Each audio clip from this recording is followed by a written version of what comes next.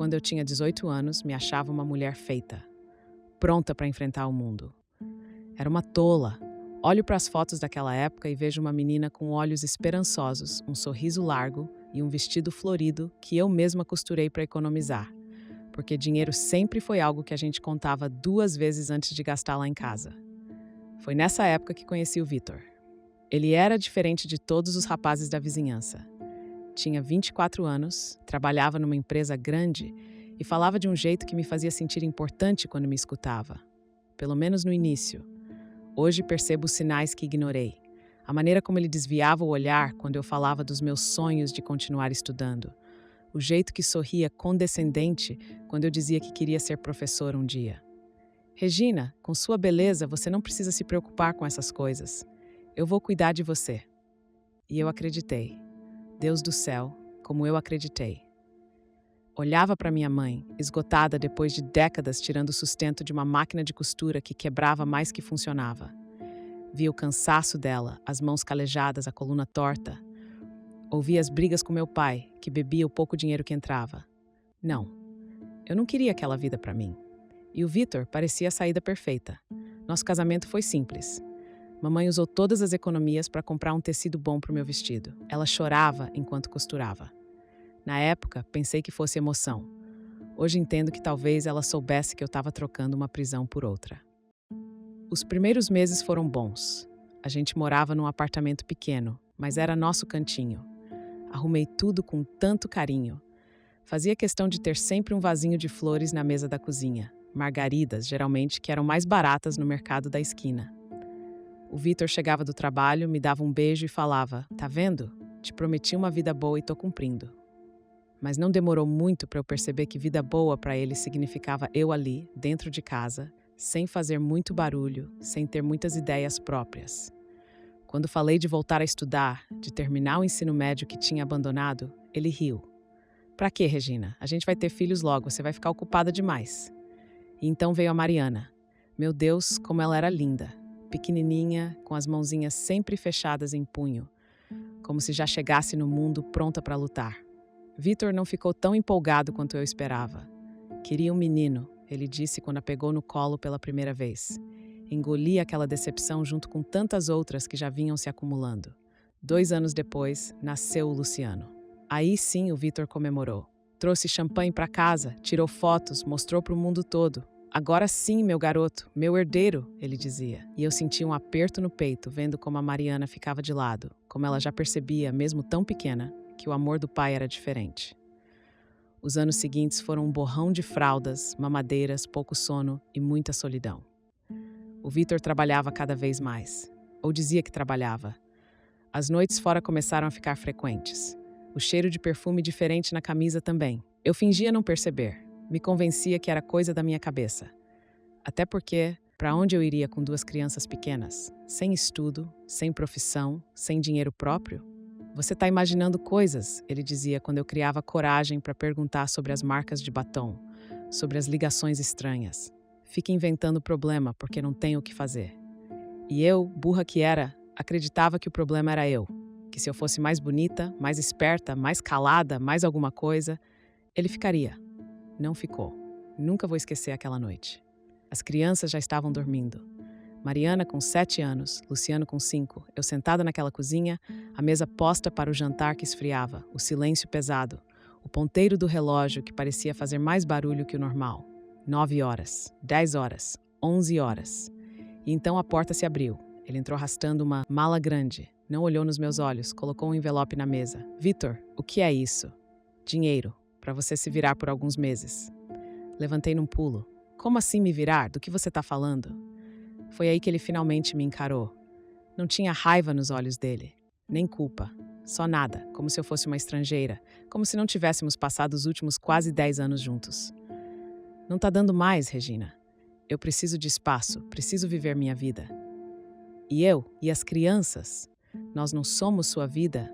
Ele deu de ombros, um gesto tão simples e tão cruel, como se estivesse falando do tempo, não acabando com o nosso mundo. "Vou deixar o apartamento para vocês por enquanto, depois a gente resolve." "Por enquanto, quanto tempo? Para onde você vai? É outra mulher, não é?" Mas ele já estava saindo. Não respondeu, só disse já na porta: "Vou mandar os papéis do divórcio." E foi isso. 9 anos de casamento terminaram em menos de 5 minutos. Eu desabei naquela cadeira da cozinha e chorei até não ter mais lágrimas. Chorei até meu corpo doer inteiro. Mas quando ouvi a Mariana chamar baixinho da porta: "Mamãe, o papai foi embora", eu engoli o resto das lágrimas. Levantei, lavei o rosto e decidi que, se eu dependesse de amor, nada me salvaria. Na semana seguinte, recebi a notificação de divórcio pelo cartório. Nem para conversar ele teve coragem. Peguei o dinheiro que ele tinha deixado, contei cada nota 3 vezes e fiz as contas. Dava para uns 4 meses, no máximo, vivendo com muita economia. Depois disso, o que seria de nós? Foi a dona Ermelinda, minha vizinha do 302, que me emprestou o carro velho dela para eu ir atrás do Vitor. Não por orgulho, por necessidade mesmo. Precisava saber o que ia acontecer, se ele ia ajudar com as crianças, se tinha direito a alguma pensão. Fui até o endereço que uma colega dele, com pena de mim, acabou me passando. Era um condomínio bonito, muito mais chique que o nosso apartamento. Estacionei e fiquei ali, sentada no carro, criando coragem. Foi quando vi os dois saindo do prédio. Vitor e uma mulher, jovem, bonita e grávida, de uns 6, 7 meses pelo tamanho da barriga. O mundo girou. Senti como se tivesse levado um soco no estômago. Ele não tinha só me abandonado. Tinha construído uma vida paralela. Por quanto tempo? Meses? Anos? Enquanto eu estava em casa cuidando dos nossos filhos, ele estava ali, fazendo outro filho com outra mulher. Voltei para casa dirigindo no automático. Não chorei. Estava além das lágrimas. Era como se algo tivesse quebrado dentro de mim. Algo que não tinha mais conserto. Naquela noite, olhando para Mariana e Luciano dormindo, tomei uma decisão. Eu precisava mudar. Precisava ser mais do que apenas a mulher que foi abandonada. Por eles. E por mim mesma. "Mãe, por que a gente não pode comprar esse cereal? Todo mundo na minha escola leva", perguntou Luciano alguns meses depois, quando o dinheiro que Vitor tinha deixado já estava acabando. "Porque tem coisas mais importantes para a gente comprar, filho", respondi, sentindo o coração apertar. "O pai compra tudo que eu peço quando vou na casa dele", ele resmungou. Ah, sim, a casa do pai. Depois de semanas sumido, Vitor reapareceu, dizendo que queria ver os filhos. No começo eu relutei. Estava magoada demais, mas percebi que não podia privar as crianças do pai por causa dos meus sentimentos. Então, a cada 15 dias, eles iam passar o final de semana com ele. Voltavam cheios de presentes, contando sobre os passeios, sobre a tia, que agora eu sabia que estava esperando um filho dele, e sobre como a casa deles era grande e bonita. E eu morria um pouquinho a cada vez que via os olhinhos deles brilhando ao falar das coisas que o pai podia dar e eu não. Comecei a trabalhar como diarista. 3 casas por semana, das 8 às 5. A Mariana, com apenas 7 anos, já ficava responsável pelo irmão depois da escola. "Você é a mulher da casa quando a mamãe não está", eu dizia. E hoje me arrependo de ter colocado esse peso nos ombros dela tão cedo. Mas não tinha outro jeito. A pensão que Vitor pagava, quando pagava, mal dava para as contas básicas. Foi numa dessas casas que conheci a dona Ermelinda. Não é a mesma do 302. É outra Ermelinda. Dessas coincidências da vida. Uma senhora de uns 70 anos, professora aposentada, que morava sozinha numa casa cheia de livros. Pilhas e pilhas de livros por todo canto. "Você gosta de ler, Regina?" Ela me perguntou um dia, me vendo olhar curiosa para as estantes. "Gosto, mas faz tempo que não leio nada", respondi, enquanto tirava o pó dos volumes. "Pode pegar emprestado o que quiser. Livros são para circular, não para juntar poeira." Comecei a levar um livro por semana. Li à noite, depois que as crianças dormiam, quando o silêncio do apartamento vazio pesava demais. Era quase um ritual. Preparar um chá, me enrolar numa coberta velha e mergulhar em mundos que não eram o meu. Por algumas horas, eu não era a Regina abandonada, a Regina que lutava para pagar as contas. Era apenas uma mulher que podia sonhar.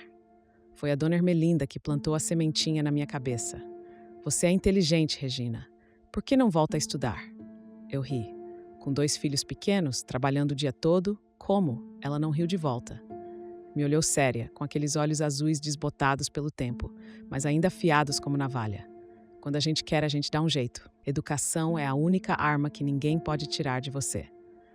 Aquelas palavras ficaram martelando na minha cabeça por dias, semanas. Eu tinha 31 anos, era jovem ainda, tinha a vida inteira pela frente. E se eu realmente pudesse mudar as coisas? E se eu pudesse dar um exemplo diferente para os meus filhos? Foi assim que me matriculei no supletivo noturno, 3 vezes por semana, das 7 às 10 da noite. Coincidentemente, nas mesmas noites que Vitor deveria ficar com as crianças, mas que frequentemente cancelava de última hora. Desculpa, Regina, surgiu uma reunião. Hoje não vai dar, tô com uma viagem. A Patrícia não tá se sentindo bem com a gravidez, preciso ficar com ela. E lá ia eu, correndo para arrumar alguém que pudesse ficar com as crianças, geralmente pagando a filha adolescente da vizinha com o pouco dinheiro que conseguia juntar. Estudar depois de tantos anos não foi fácil. Minha cabeça parecia enferrujada. As palavras dançavam na página, os números se embaralhavam. Eu chegava em casa exausta depois de um dia inteiro limpando casas, só queria tomar um banho e cair na cama. Mas em vez disso, depois que Mariana e Luciano dormiam, eu me sentava à mesa da cozinha, sob a luz fraca e abria os livros. Quantas vezes adormeci ali mesmo, a cabeça sobre o caderno? Quantas vezes acordei sobressaltada, às 3 da manhã, com as costas doendo e o rosto marcado pela caneta que tinha vazado? E ainda assim, no dia seguinte, levantava às 5h30 para preparar o café das crianças antes de sair para o trabalho. Havia noites em que eu chorava baixinho no banheiro, com o chuveiro ligado para ninguém ouvir. Chorava de cansaço, de dúvida, de medo. E se eu estivesse sendo egoísta? E se estivesse negligenciando meus filhos por causa desse sonho maluco de estudar? Talvez o Vitor tivesse razão. Talvez eu devesse aceitar meu lugar, ser apenas mãe, apenas ex-mulher, apenas sobrevivente. Mas então vinha a manhã, e com ela a Mariana perguntando sobre minha lição de matemática, querendo me ajudar. Ou o Luciano, orgulhoso, mostrando 10 no seu trabalho de ciências. E eu sabia que estava no caminho certo, por mais difícil que fosse. O tempo foi passando, e aos poucos as coisas foram se encaixando num novo normal. Terminei o ensino médio. Fiz vestibular para pedagogia numa faculdade longe, que oferecia bolsas para alunos carentes. Passei. Mãe, você é a aluna mais velha da sala? Perguntou Luciano na época com 8 anos, quando comentei sobre meu primeiro dia de aula. Acho que sim, filho, respondi um pouco envergonhada. Que legal, você é tipo uma pioneira, ele disse, com aquela admiração infantil que só as crianças conseguem ter pelas coisas mais simples. E assim os dias foram virando semanas, as semanas viraram meses e os meses viraram anos. Não foi um caminho reto nem fácil. Tivemos altos e baixos. Houve noites em que precisei escolher entre comprar material escolar para o Luciano ou pagar minha passagem para a faculdade. Houve fins de semana em que as crianças ficaram sem passeio porque eu precisava estudar para as provas. Houve momentos em que quase desisti, como naquele dia em que recebi de volta meu primeiro trabalho de redação na faculdade, todo rabiscado de vermelho. A professora, uma mulher jovem que parecia nunca ter passado por dificuldade na vida, escreveu no alto da página: "Precisa melhorar muito a escrita acadêmica." Voltei para casa arrasada. Chorei até os olhos arderem. Quem eu estava querendo enganar? Uma diarista, mãe solteira, sem tempo nem dinheiro, achando que podia ser professora universitária? Era ridículo. Guardei o trabalho numa gaveta e passei a semana inteira sem olhar para ele. Até que Mariana, então com 11 anos, encontrou o papel enquanto procurava outra coisa. "Mãe, o que é isso?" "Nada, filha. Só um trabalho da faculdade." Ela leu os comentários da professora e me olhou séria, com aquela maturidade que às vezes me assustava. "Você vai desistir por causa disso?" "Não sei, Mari. Às vezes acho que estou me enganando." Ela colocou as mãos na cintura, num gesto que imitava o meu quando eu estava brava, e disse: "Você sempre fala pra gente não desistir quando as coisas ficam difíceis, que a gente tem que tentar de novo e de novo até conseguir. Agora você vai desistir por causa de umas canetadas vermelhas?" E foi como se aquela menina de 11 anos tivesse me dado um tapa na cara, do melhor jeito possível. Peguei o trabalho de volta, respirei fundo e comecei a corrigir. Palavra por palavra, frase por frase. Pedi ajuda a uma colega de turma que era boa em redação. Fiquei até às 3 da manhã refazendo tudo. Quando entreguei a segunda versão, a professora me olhou surpresa. "Muito melhor, Regina. Você realmente se esforçou." E por dentro eu pensei: você não faz ideia do quanto. Os anos da adolescência dos meus filhos foram particularmente difíceis. A Mariana, sempre estudiosa e responsável, começou a se cobrar demais. Vivia nervosa, ansiosa com as notas, como se precisasse ser perfeita. Filha, não precisa tirar 10 em tudo, eu dizia. Precisa sim, mãe. Você trabalha tanto para me dar estudo. Não posso decepcionar você. Aquilo me quebrava por dentro. Ver que, sem querer, eu tinha transferido para ela o peso de todas as minhas expectativas. Mari, olha para mim. Eu tenho orgulho de você pelo que você é, não pelo que você tira nas provas. Entendeu? Ela sentiu, mas vi que não acreditava muito. Levaria tempo. Já o Luciano foi outra história. Aos 13 anos começou a se rebelar. Notas baixas, respostas mal criadas, saídas sem avisar para onde ia. Um dia voltou para casa com o olho roxo. Tinha brigado na escola. O que aconteceu, filho? Nada. Como nada? Olha seu olho. Um idiota disse que meu pai me abandonou porque eu não presto. Senti como se tivessem enfiado uma faca no meu peito. Era o medo que eu sempre tive, que meus filhos se sentissem rejeitados, menos importantes, por causa da escolha do pai. Luciano, olha para mim. Seu pai não abandonou você. Ele me deixou nosso casamento. Mas você é filho dele e ele te ama do jeito dele. Do jeito dele não é bom o suficiente, ele gritou, com tanta raiva que me assustou. E então, num acesso, pegou um porta-retrato com uma foto nossa. Eu, ele e Mariana, num passeio na praia, e jogou contra a parede. O vidro estilhaçou pelo chão da sala. Fiquei paralisada por um momento, respirando fundo para controlar a própria raiva. O instinto a gritar também, castigar, mostrar autoridade. Mas olhando para o meu filho, com lágrimas escorrendo pelo rosto, machucado, entendi que ele precisava de outra coisa. Me aproximei devagar e o abracei. No início ele resistiu, tentou se soltar, mas insisti, segurando firme, até que ele desabou em soluços contra meu ombro. Nenhum vidro quebrado vai tirar o que você merece, meu filho. O amor, o respeito, o futuro, nada disso depende do seu pai estar aqui ou não. Depende de mim e de você. E eu nunca vou te abandonar. Nunca. Naquela noite, depois que ele dormiu, varri os cacos de vidro pensando em quantas vezes eu mesma tive vontade de quebrar coisas, de gritar, de desabafar a raiva.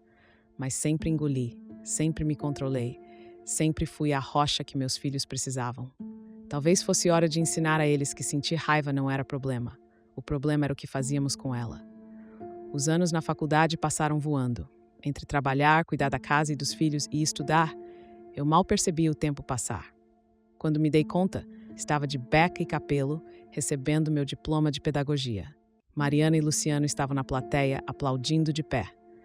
Mariana, com 16 anos, já quase uma mulher. Luciano, com 14, na fase de crescimento, todo desengonçado e com a voz mudando. "Qual a sensação, mãe?" perguntou Mariana quando fui encontrá-los depois da cerimônia. "Como se eu pudesse conquistar o mundo", respondi sincera. O que não contei foi o medo que sentia, porque receber o diploma era só metade da batalha. Precisava agora encontrar um emprego como professora, largar as diárias que ainda fazia para complementar a renda. Mudar de vida de verdade. Foi mais difícil do que eu esperava. Passei meses enviando currículos, fazendo entrevistas, ouvindo não, ou pior, o silêncio de quem nem se dá ao trabalho de responder. Aos 35 anos, sem experiência prévia na área, eu era sempre preterida por candidatos mais jovens, recém-formados. Continuei com as diárias, mas agora também dava aulas particulares para crianças com dificuldade de aprendizagem. A palavra foi se espalhando e logo eu tinha uma pequena clientela. Não era o suficiente, mas ajudava nas contas. Até que, numa tarde de setembro, recebi um telefonema de uma escola municipal na periferia da cidade. "Senhora Regina, temos uma vaga de professora substituta para o restante do ano. A diretora viu seu currículo e gostaria de conversar com a senhora." Corri para a entrevista. A escola era simples, com problemas de infraestrutura e alunos de comunidades carentes. Exatamente o tipo de lugar que ninguém queria lecionar. "Vou ser sincera", disse a diretora, uma mulher de meia idade com ar cansado. "Não é um posto fácil. Os alunos são difíceis, os pais nem sempre colaboram, o salário é baixo, mas precisamos de gente comprometida." Olhei em volta. Vi os desenhos nas paredes, o pátio pequeno, as janelas quebradas, e pensei nos meus filhos, em como a educação estava mudando suas vidas, como poderia mudar a de outras crianças também. Quando começo? Ser professor era tudo o que eu sempre quis, mas nada me preparou para a realidade da sala de aula. 30 e poucos alunos, a maioria com algum tipo de defasagem, alguns com problemas de comportamento sérios. Eu chegava em casa exausta, física e emocionalmente, mas havia momentos que faziam tudo valer a pena. Como quando Pedro, um menino que mal sabia escrever o próprio nome aos 9 anos, conseguiu ler sua primeira frase completa. Ou quando a Jéssica, que nunca participava das aulas, criou coragem para apresentar um trabalho na frente da turma. Eu via naquelas crianças pedaços de mim mesma. A insegurança, o medo de falhar, o sentimento de não ser suficiente. E tentava dar a elas o que eu teria gostado de receber na idade deles. Confiança, segurança, a certeza de que podiam ser mais do que suas circunstâncias. Em casa, as coisas também mudavam. Mariana, aos 16 anos, surpreendeu a todos anunciando que queria ser médica. Médica? Mas de onde veio isso, filha? Perguntei, surpresa. Ela sempre tinha sido boa em todas as matérias, demonstrou interesse específico pela área de saúde. Lembra daquele dia, mãe, que você passou mal no trabalho e teve que ir para o pronto-socorro? Eu fiquei tão assustada. Mas aí vi aquela médica te atendendo, tão segura, tão calma. Ela sabia exatamente o que fazer. E eu pensei, quero ser assim também. O episódio que ela mencionava tinha acontecido há quase um ano. Eu havia desmaiado enquanto dava aula, por causa de uma anemia severa que nem sabia que tinha. Mariana, que estava em casa, foi chamada às pressas para me acompanhar no hospital, já que eu estava sozinha. Mas medicina é tão difícil, Mari, tão caro. Ela segurou minhas mãos com aquela determinação que sempre teve desde pequena. Eu sei, mãe, mas você me ensinou que a gente pode conquistar o que quiser, se trabalhar duro o suficiente. Vou estudar muito, vou entrar numa universidade pública, vou conseguir bolsas. E como eu poderia duvidar dela? Como poderia cortar as asas da minha filha quando eu mesma tinha aprendido a voar depois dos 30? Então vamos fazer acontecer, respondi, engolindo o medo de como pagaríamos por tudo isso. Mariana se formou no ensino médio com as melhores notas da turma. Foi homenageada na formatura, recebeu medalhas, aplausos. Eu, sentada na plateia ao lado de Luciano, não conseguia conter as lágrimas. Para, mãe, tá todo mundo olhando, murmurou meu filho, envergonhado com minha demonstração pública de emoção. Deixa ela, moleque, ela tem todo o direito de chorar. A voz veio do meu outro lado. Era Vitor. Ele tinha aparecido para a formatura da filha, algo raro nos últimos anos. Desde que o filho que teve com a outra mulher nascera, seus contatos com Mariana e Luciano tinham ficado cada vez mais esparsos. Obrigada por vir, disse a ele, sem rancor. O tempo tinha ajudado a cicatrizar muitas feridas. Não perderia por nada. Ela é impressionante. Ela é. No ano seguinte, Mariana conseguiu uma bolsa integral para estudar medicina em outra cidade. A dor da separação foi amenizada pela alegria de vê-la realizando seu sonho. Você vai ficar bem, mãe? Ela perguntou na noite antes de partir, enquanto arrumávamos sua mala. Claro que vou. Ainda tenho o Luciano para me atormentar, brinquei, tentando esconder o nó na garganta. Tenho medo de te deixar sozinha. Parei o que estava fazendo e olhei para minha filha. Minha menina, agora uma mulher de 18 anos, prestes a iniciar sua própria vida. E senti uma pontada de culpa por ela estar preocupada comigo, em vez de apenas animada com seu futuro. Mari, olha para mim. Se você sonha alto, eu não posso te segurar em terra. Nunca. Sua felicidade é a minha felicidade. E eu vou estar bem, porque sei que você estará vivendo sua vida, construindo seu caminho. É tudo o que sempre quis para você. Ela me abraçou forte e ficamos assim por um longo tempo. Quando nos separamos, ambas estávamos com os olhos marejados. Te amo, mãe. Te amo mais, filha. No dia seguinte, vimos Mariana embarcar no ônibus que a levaria para sua nova vida. Luciano, então com 16 anos, segurou minha mão enquanto acenávamos. Só soltou quando o ônibus já tinha sumido de vista. Vamos, mãe. Tá na hora de ir, ele disse, com uma gentileza que não era comum em seu comportamento adolescente habitual. A casa ficou diferente sem Mariana. Mais silenciosa, mais vazia. Luciano, mais fechado e rebelde que a irmã, agora tinha momentos surpreendentes de maturidade e companheirismo. Fiz o jantar, ele anunciou um dia quando cheguei tarde do trabalho. A mesa estava posta e havia um prato de macarrão com molho esperando. Desde quando você cozinha? Perguntei surpresa. Desde que vi um tutorial no YouTube, ele respondeu com um dar de ombros. Você está sempre cansada quando chega. Achei que podia ajudar. Engoli as lágrimas que ameaçavam cair. Meu filho, sempre tão fechado, tão difícil de alcançar, estava ali cuidando de mim à sua maneira. Tá uma delícia, filho. Obrigada. Os anos foram passando. Mariana, na faculdade de medicina, vinha nos visitar nas férias, trazendo histórias de suas aulas, seus estágios, suas experiências. Luciano terminou o ensino médio sem o brilhantismo da irmã, mas com notas decentes o suficiente para entrar numa universidade estadual, onde decidiu cursar engenharia civil. Por que engenharia? Perguntei quando ele me contou sua escolha. Porque quero construir coisas, mãe. Coisas que durem. Entendi o que ele queria dizer. Depois de uma infância e adolescência marcadas por instabilidade e abandono, construir algo sólido, concreto, parecia um desejo natural.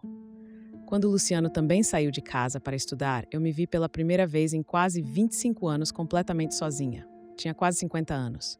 Um apartamento vazio, um emprego estável como professora. Uma vida que eu havia reconstruído tijolo por tijolo. As primeiras semanas foram estranhas. O silêncio era ensurdecedor. Não havia pratos para lavar além dos meus, roupas para dobrar além das minhas, ninguém para me contar sobre o dia.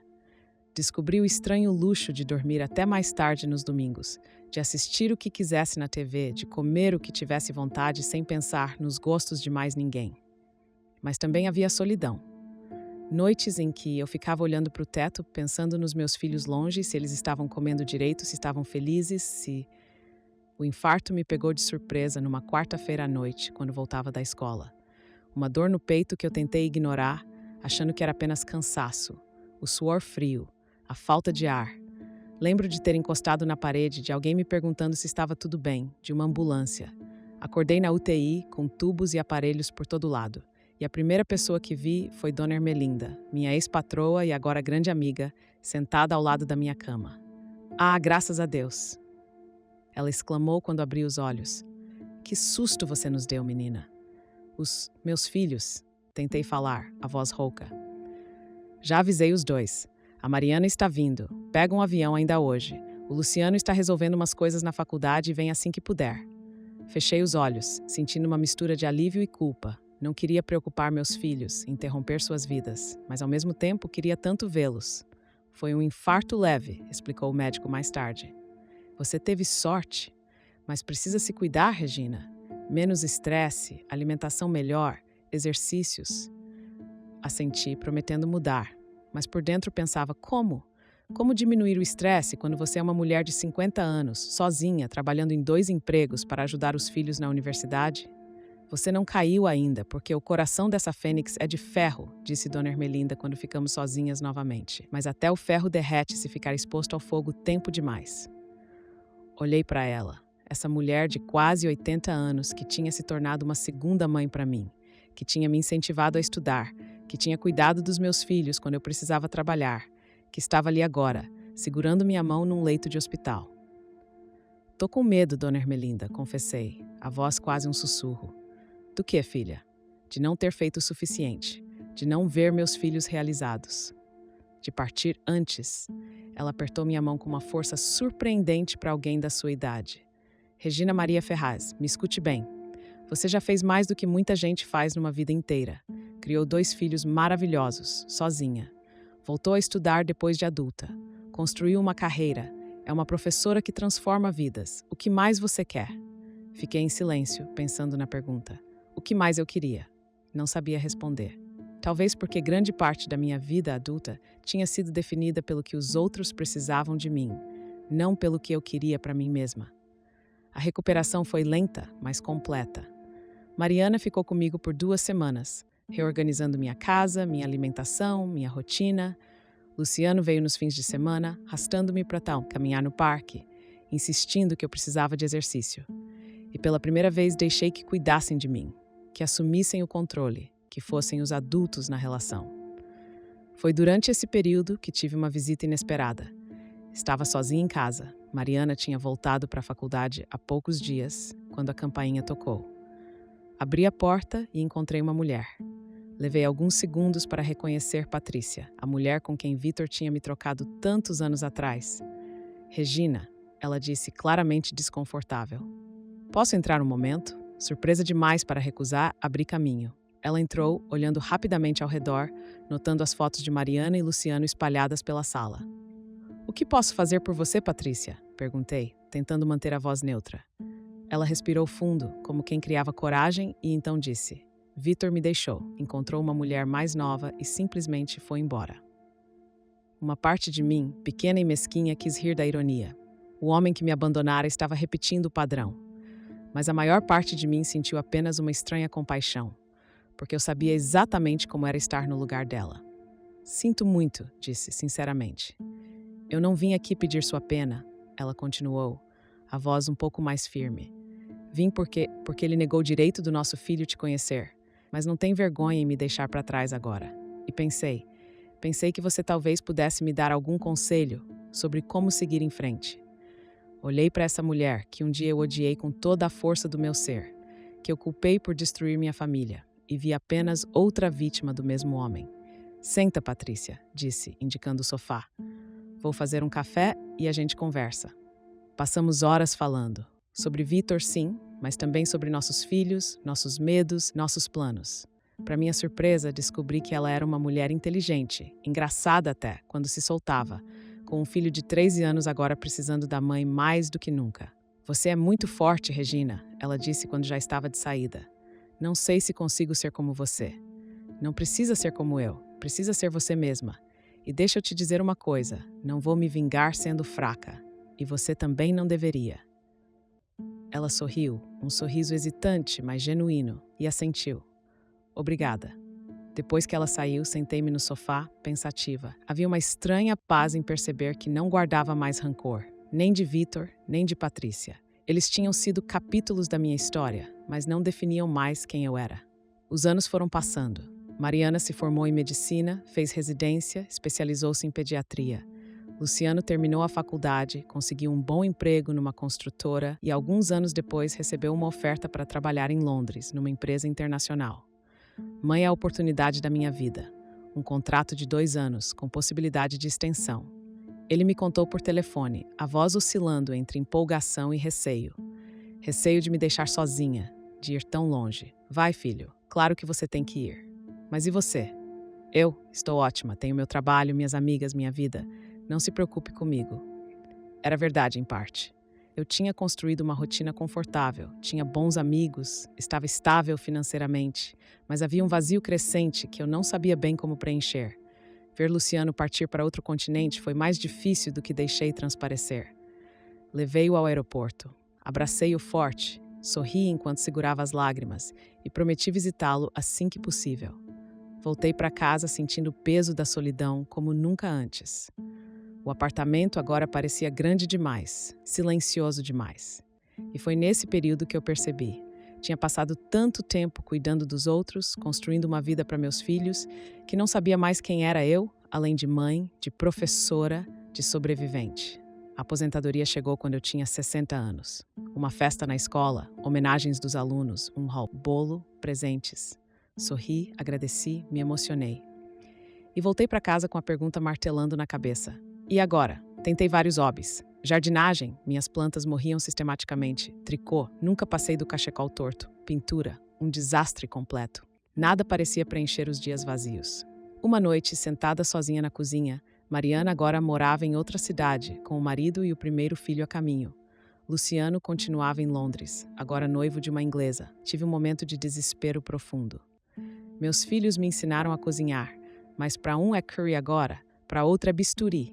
E eu não tenho mais alimento, sussurrei para o vazio. Foi quando encontrei, no fundo de uma gaveta, um caderno velho, o diário que Vitor mantinha nos primeiros anos de nosso casamento. Não sei por que eu guardei por tanto tempo. Talvez como uma prova de que um dia fomos felizes. Comecei a folhear as páginas, lendo trechos soltos, memórias de outra vida, de outra Regina. Regina sorriu hoje quando trouxe flores. Ela fica mais linda quando sorri.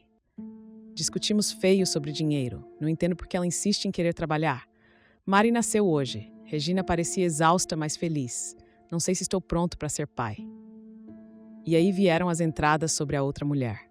Sobre como ele estava confuso, como se sentia preso, como queria outra vida. Fechei o caderno com força. Peguei-o, junto com algumas cartas antigas que ele tinha me enviado quando namorávamos, e levei para o quintal pequeno nos fundos do apartamento.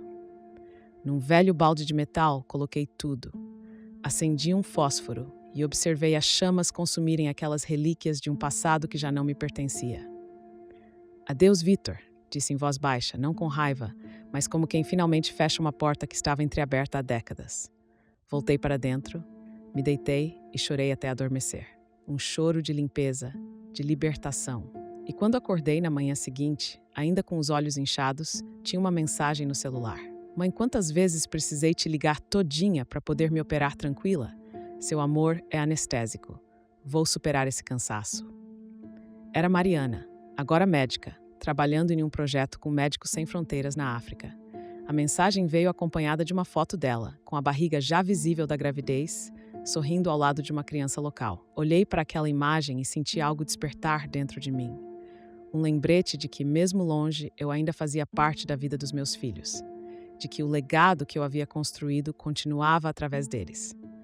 Foi mais ou menos nessa época que recebi um convite inesperado.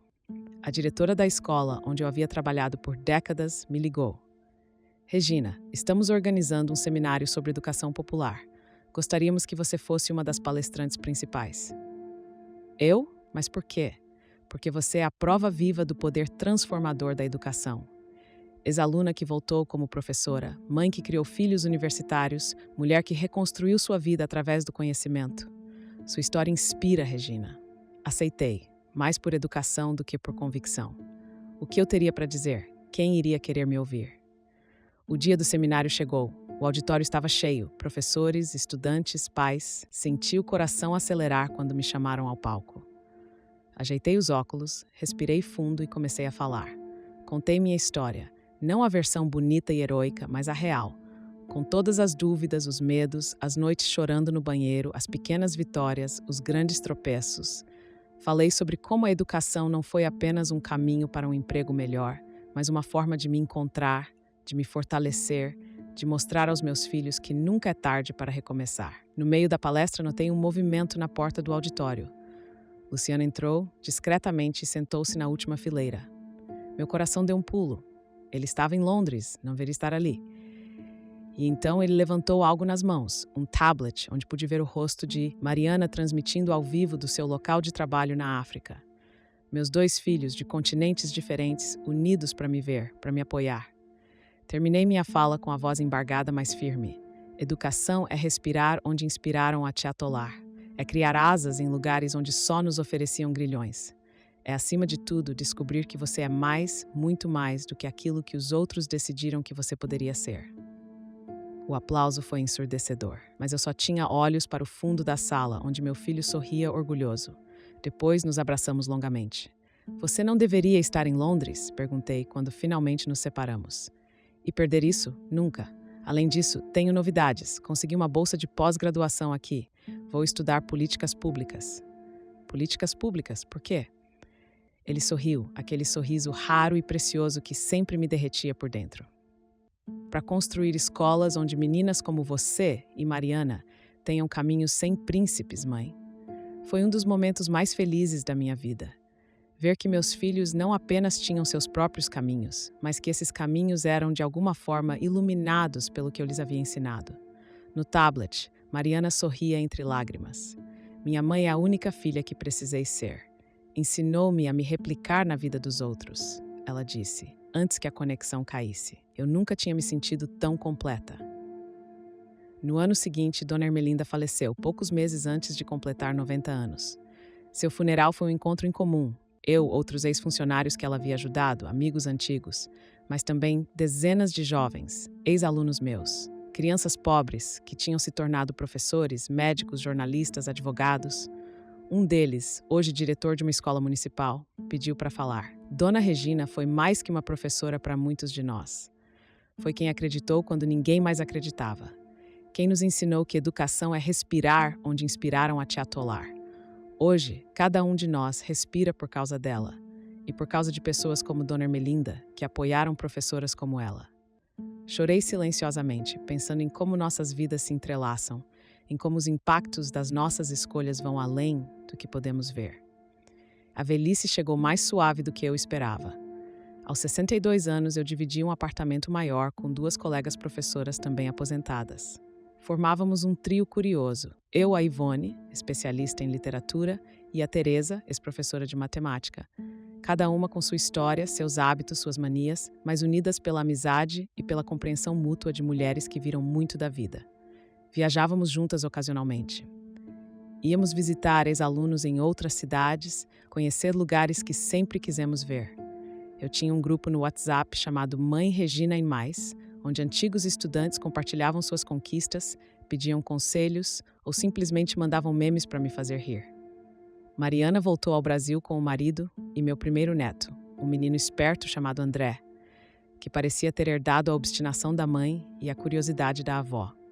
Luciano terminava seu doutorado e falava em talvez ficar no Brasil permanentemente, embora sua noiva inglesa ainda estivesse se adaptando ao calor tropical e ao excesso de hospitalidade dos brasileiros, como ela dizia rindo.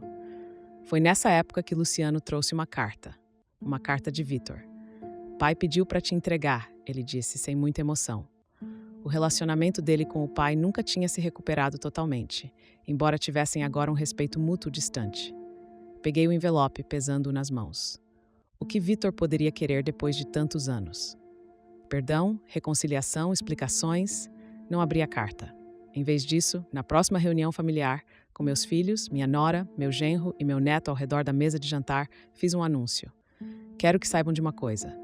Minha família não é feita de perdões, mas de vitórias. Não de lamentações, mas de conquistas.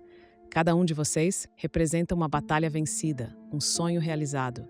E eu não trocaria nada, nem mesmo as dores, os abandonos, as noites em claro, porque tudo isso me trouxe até aqui, até vocês. Olhei para o envelope ainda fechado e o entreguei de volta a Luciano. Devolva ao seu pai. Diga a ele que agradeço, mas não preciso mais de palavras dele. Minha história já está escrita, e nela eu sou a protagonista, não a vítima. Mariana sorriu, com aquele olhar de admiração que sempre me aquecia a alma. Típico da minha mãe, disse ela, balançando a cabeça, sempre nos ensinando como se levantar, como seguir em frente. A vida não é perfeita. Tenho dias ruins, dias em que as articulações doem, dias em que a solidão aperta mesmo com tanta gente ao redor, dias em que olho para trás e penso nos e se eu tivesse estudado mais cedo, e se tivesse sido mais forte no casamento, e se tivesse tomado outros caminhos. Mas então pego meu neto no colo, vejo o brilho nos olhos da minha filha, o orgulho na postura do meu filho, e sei que de alguma forma misteriosa e imperfeita, tudo aconteceu como deveria. Às vezes penso no que diria para aquela menina de 18 anos, tão cheia de sonhos e tão carente de orientação. Diria para ela não ter medo, para acreditar mais em si mesma, para entender que o amor verdadeiro nunca diminui quem somos, só nos faz crescer. Mas talvez ela precisasse passar por tudo o que passou para se tornar eu, para aprender que podemos ser quebradas, mas não destruídas, que podemos ser abandonadas, mas não definidas pelo abandono, que podemos ser mães, trabalhadoras, estudantes, professoras, amigas, filhas, avós e, acima de tudo, nós mesmas. Uma fênix não nasce das cinzas, ela renasce, precisa ter vivido, queimado, sofrido, e depois do que parecia o fim, emerge mais forte, mais sábia, mais determinada. Se eu pudesse resumir o que aprendi em todos esses anos, seria isso. Não importa quantas vezes a vida te queime. O que importa é que das cinzas você sempre pode alçar voo novamente. E nesse momento, agora, após tantas batalhas, tantas dores, tantas alegrias, posso dizer com certeza, minhas asas são fortes, muito mais fortes do que eu jamais imaginei. E o céu, o céu, ele é infinito.